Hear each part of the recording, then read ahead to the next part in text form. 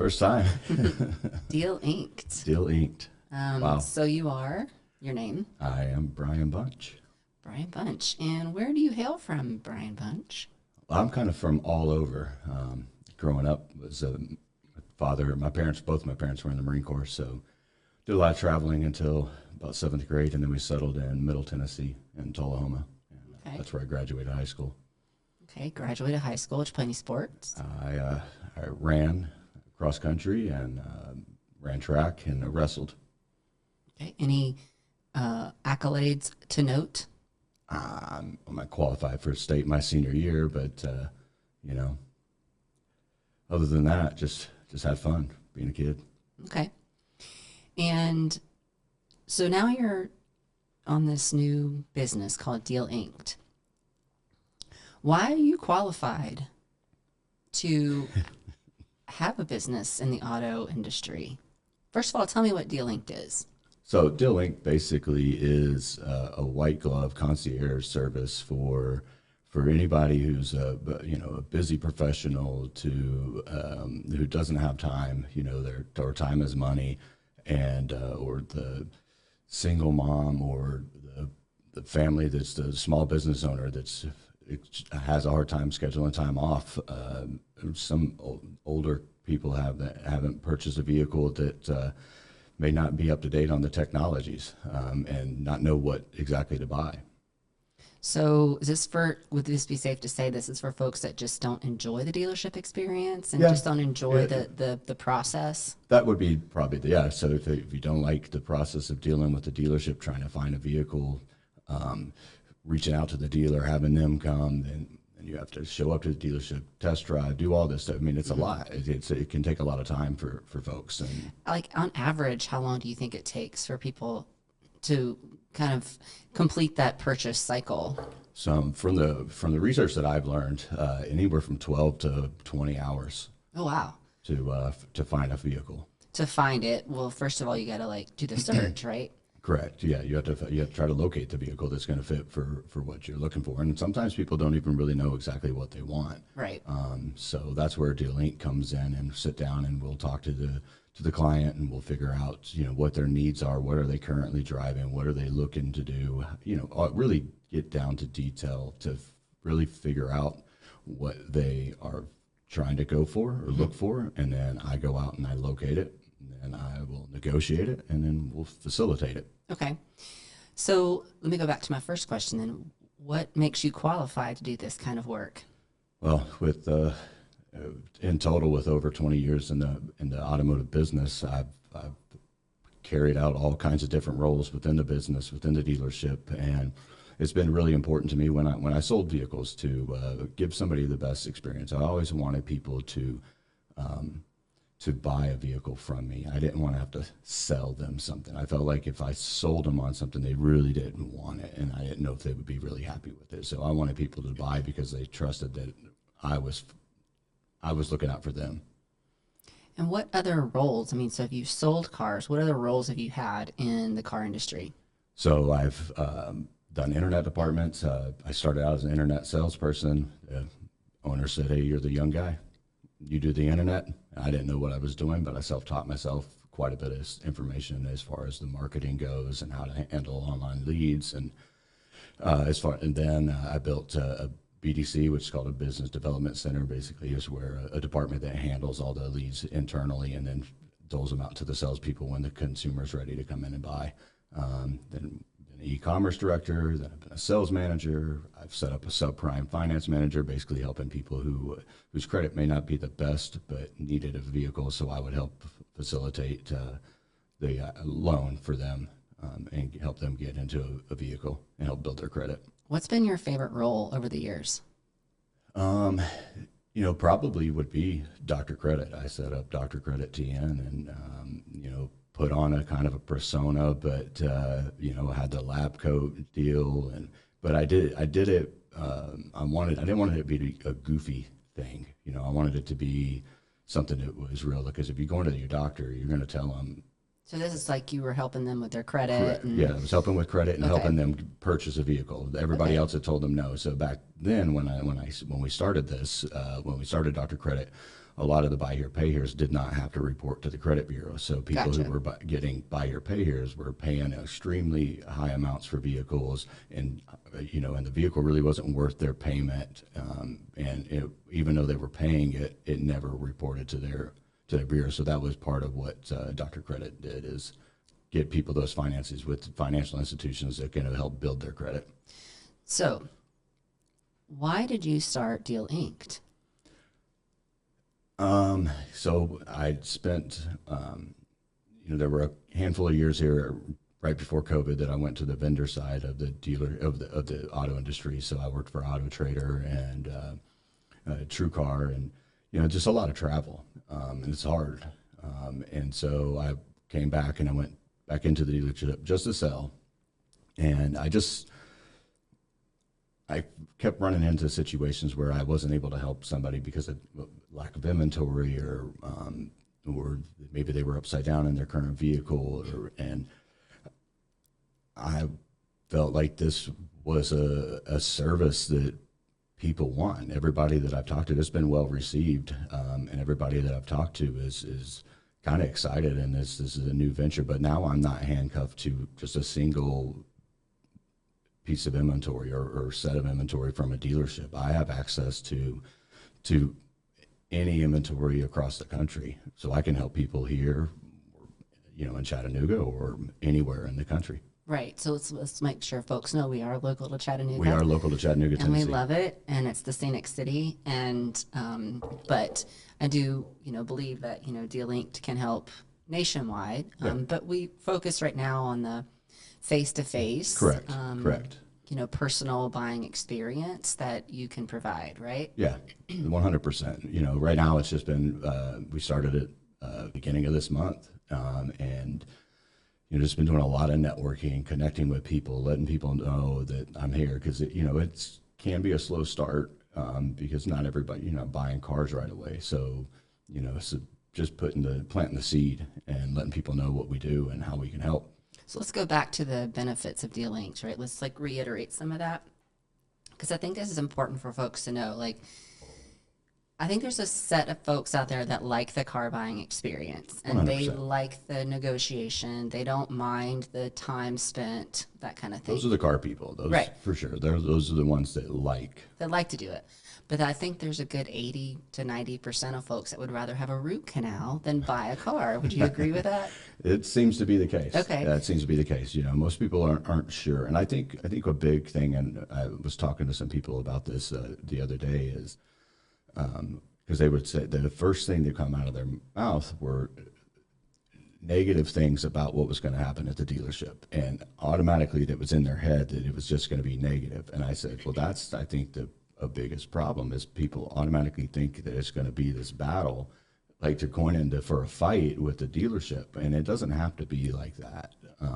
But unfortunately, that's the way people feel. It's a lot of times it is the dealer that makes that situation, and then there's the other half where it's the customer doesn't know really how to negotiate a deal, and so they get frustrated and they're not understanding what they're looking at. And so that's where DealInked comes in. I use my 20+ years of experience to help you facilitate this deal, and you don't have to do anything. So you go into the dealership, you talk to the sales guy, girl, I hunt the vehicle. You hunt the vehicle down, and then you deal with the finance manager, and I'll talk to them. sure the deal gets. Yeah, I'll talk to him.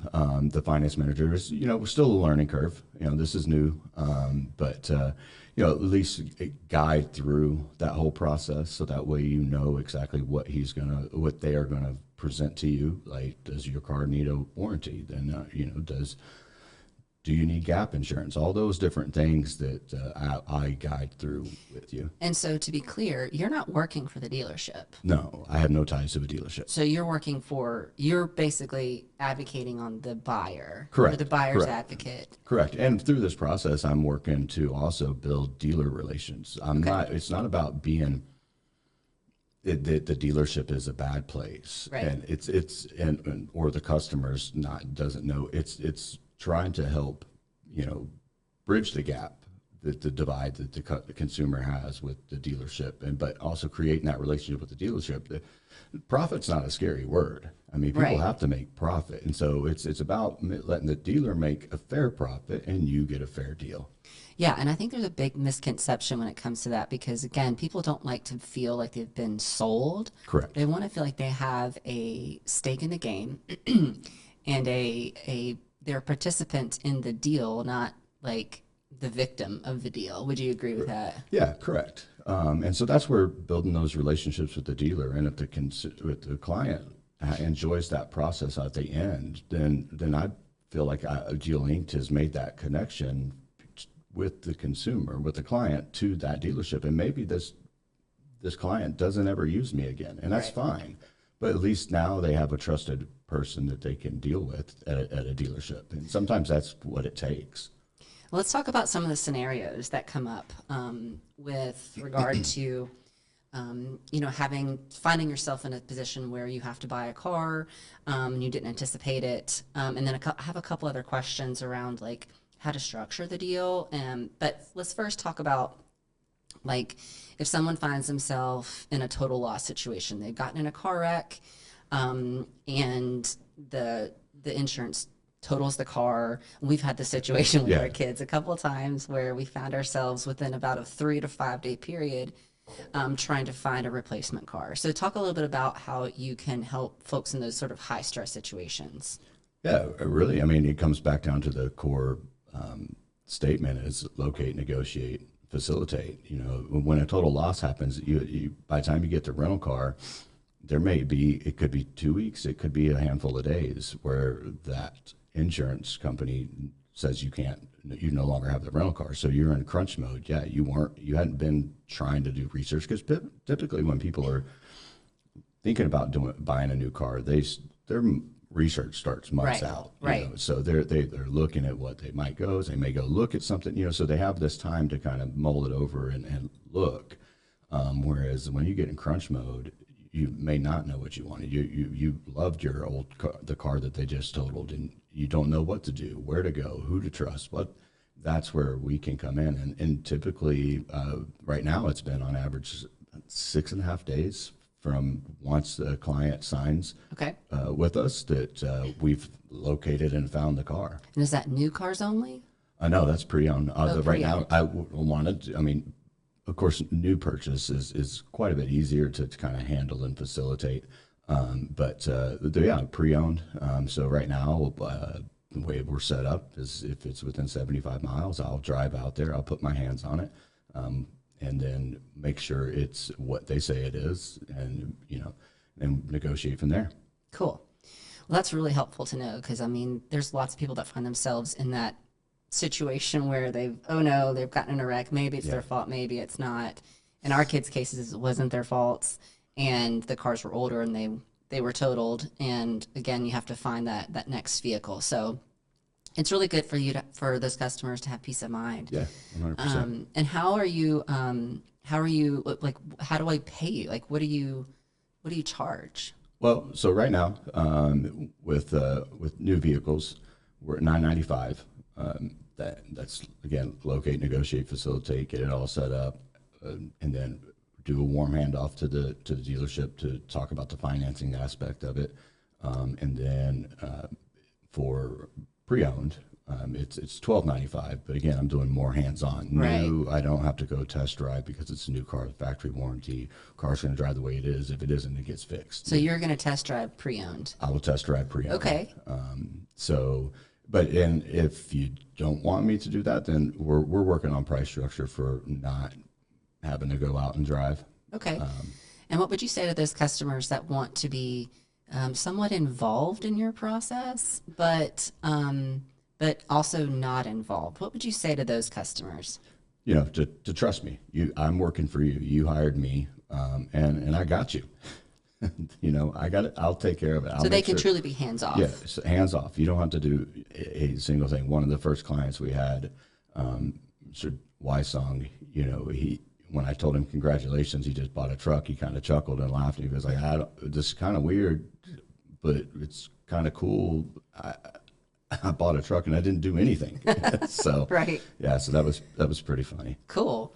Okay, so what about fleet vehicles? Or is that something that you can help with? So let's say they own you know, a painting company or whatever kind of company, and they're looking for fleet vehicles. How can you help? Yeah, so small to medium sized businesses that are, you know, I would say owner operator services people who, you know, they're out on the road as well with their crew, but they need to find vehicles. Yes, I can work with you. I actually had a exterior lighting company that Okay.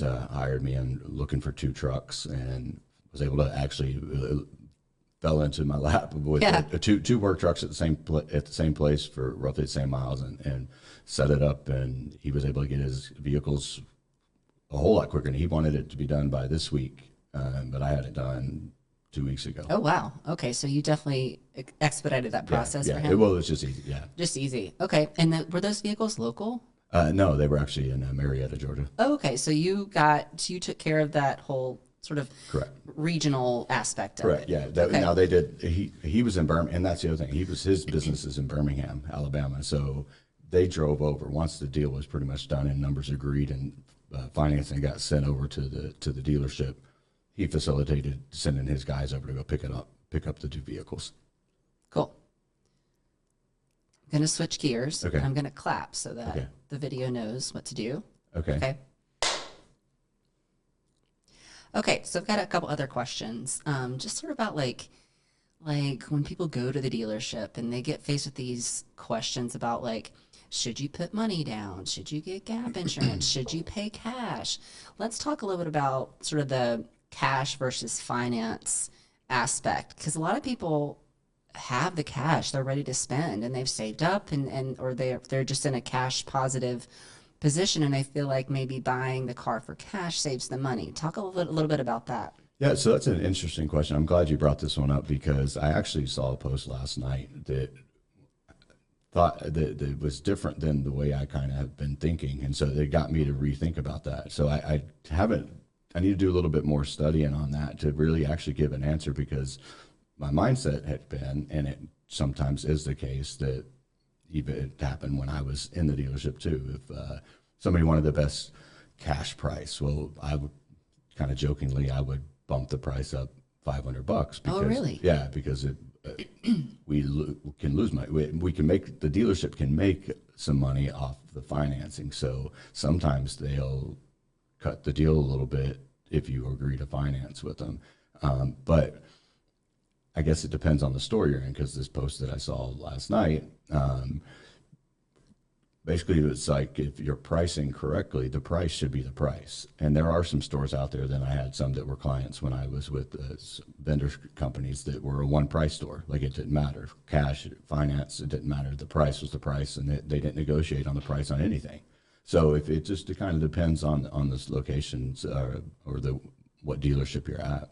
But in general, Yeah, in general, you can sometimes get a better deal on the front end of the car if you finance. So if you're going to pay cash, you can work out a little bit better deal. And if you make roughly 3 payments, 4 payments, good rule of thumbs, 4 to 5 payments, then the dealership doesn't get a chargeback. So that you still help the dealer out.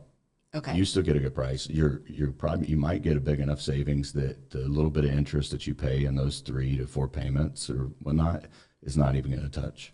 Okay, that's really good to know, because I think there's sort of a misconception that I'm going to pay cash and I'm going to get the best deal possible.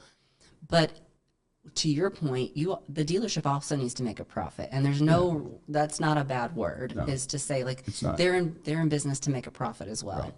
and You should get a fair deal. I mean, and if you you're should get- get a fair deal. if you're getting a fair deal and the dealer's is pricing or has a price that is, if you've done, this is where if you've done the research, you can kind of look and get an idea of where the vehicle falls in the pricing. But if you look and it's a fair price, then, be good with that. I mean, it's okay to have a fair deal. And so it doesn't have to always be like, Okay. and I think the ultimate misconception is the dealers make this crazy amount of Right. money. And they make money, of course, but Right. it's not always like that. I mean, there's been oftentimes where, and this is where I think that battle happens, where the consumer thinks that the dealer's out to get them, and so they got their trade, so they're going to pull one over on the dealer. I can't tell you in the years that I was a manager that how many times we would get a car and there'd be no check engine light. We do a test drive, we do an appraisal, give them good money, and then come in a couple of days later to go into the shop to do UCI and transmission's blown. Yeah. And that's thousands and thousands of dollars that the dealership has to pay that got off put on them they didn't know. Yeah. So it's about, everybody is being fair. And the deals that I've done since we started DealInked, I have had no issues with the dealers. I don't really, fight and argue. It's like, just what's a fair profit? And they're good with it. Yeah. Well, that's good to know. And it is about building the relationship with the dealership too. 100%. So that you kind of have those go-to places for your clients. And that just even expedites the deal even faster. Correct. If you've got those relationships already built. That's the goal. It's not the dealership is the evil entity. They're fine. They're just humans as well. But with anything in life, there's always some rotten apples. Right. So, but it doesn't mean that they're all rotten. Right. I forgot the next question I was going to ask. How are we doing so far? We're at 22 minutes, so we need to wrap it up soon. Okay. What else would you like to talk about? I don't know.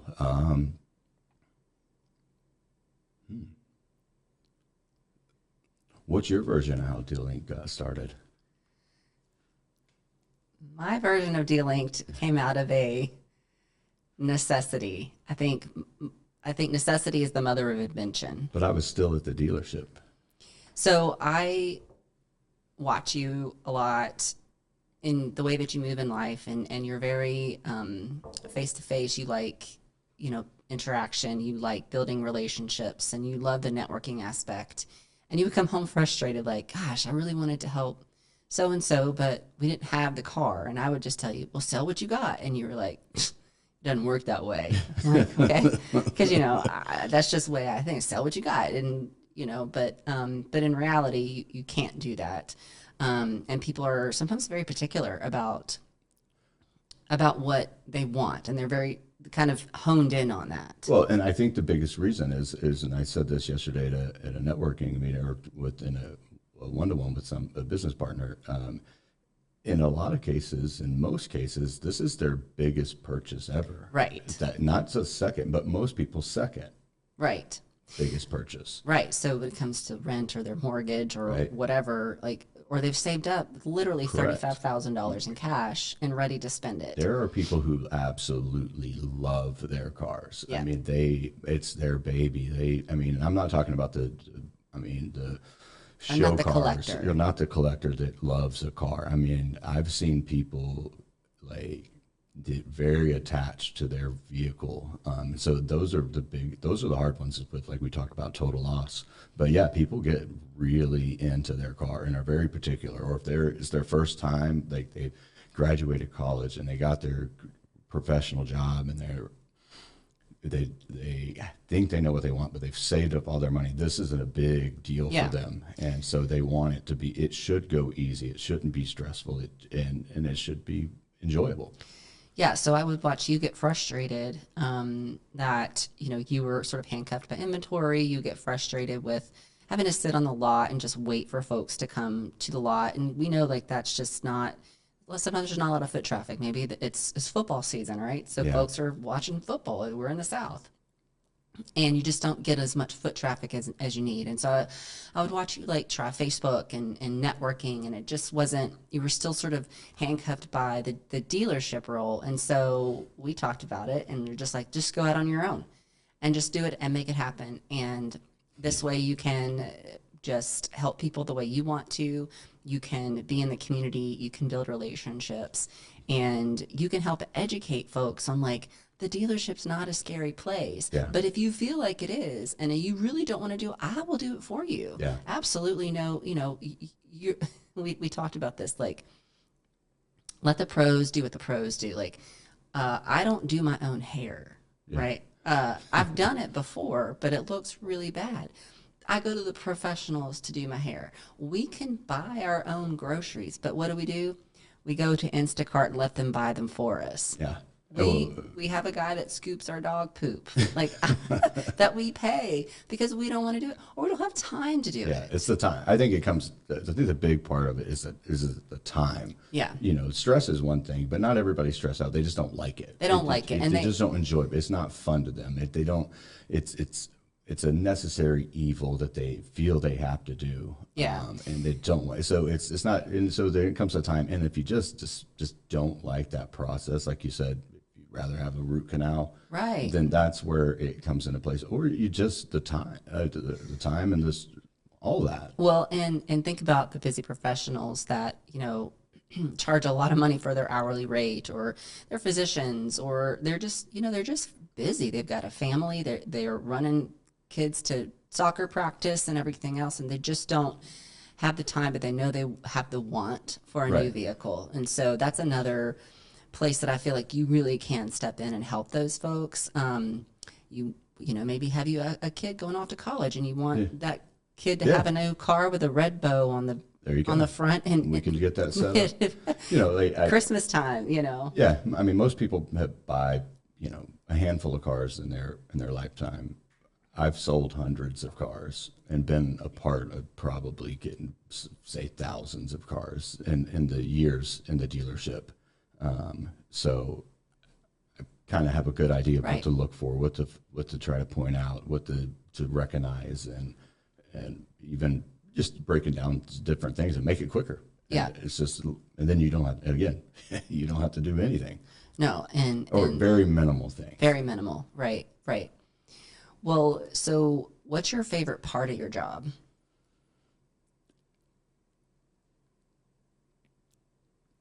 Favorite part of the job is when you find that vehicle for somebody and then it's exactly what they were looking for or better, and they didn't even think it was that possible. Right. That I think that again, you got to take pride in what you. I don't. This whole month, I feel like I've worked more, but I don't feel like I've worked at all. If that makes sense. I'll be at the office, away from the office, and be holding meetings with other business partners, and I'm looking at the time, and it's already 5:00, and it's crazy how fast the time flies. One last question. Okay. So tell me about the scariest part of starting a business. And what advice would you give someone that's like not sure if they want to start their own business, but has this like sort of itch in the back of their throat that they really want to start? What's the scariest part and what's the advice? And then we'll wrap up. Scariest part, it only briefly happened. It was just like this little bit of self-doubt that I kind of started to let creep in because I didn't know. Like there's no rule book. There's people doing this, but there's not a set way. So that was a little scary, but I took a step back and I recognized through my years and basically commission only that the moment that I start getting into my head that's how you get in that spiral, and I squashed it. And so I haven't had a scary moment, and the advice I would give somebody if they were thinking about doing it is do it sooner than later.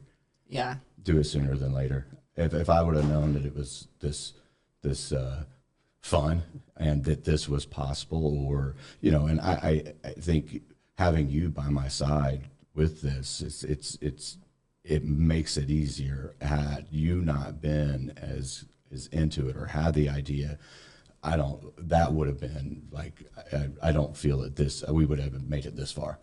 I think it would have been crash and burn quick. But having you with me, it's I have all the confidence in the world that this is gonna be work. I love you. I love you too. So, by the way, we're married. Yes, we are married. But yeah, it's but advice, do it. I mean, don't wait, because it's okay to if you fail, if it's okay if you stumble, that's all part of the learning process. It's the same way it was in the auto business, in the car business, in the dealership. You know, I didn't know, I figured it out. Yeah. So that's what I'm doing, and the concept is, like I said, the reception has been unbelievable. The connections have been amazing through the city, and I will I'm say, enjoying it. it's been a lot of fun Yeah, at networking events and meeting lots of folks and being recognized in the community and knowing that like we can help. Yeah, I mean, 7 years away from Chattanooga because all my jobs put me outside of Chattanooga, so I didn't have any. We had no time to really connect with people. So that's been awesome. So thank you, Chattanooga. All right, that concludes our podcast for the day. High five on first one. High five.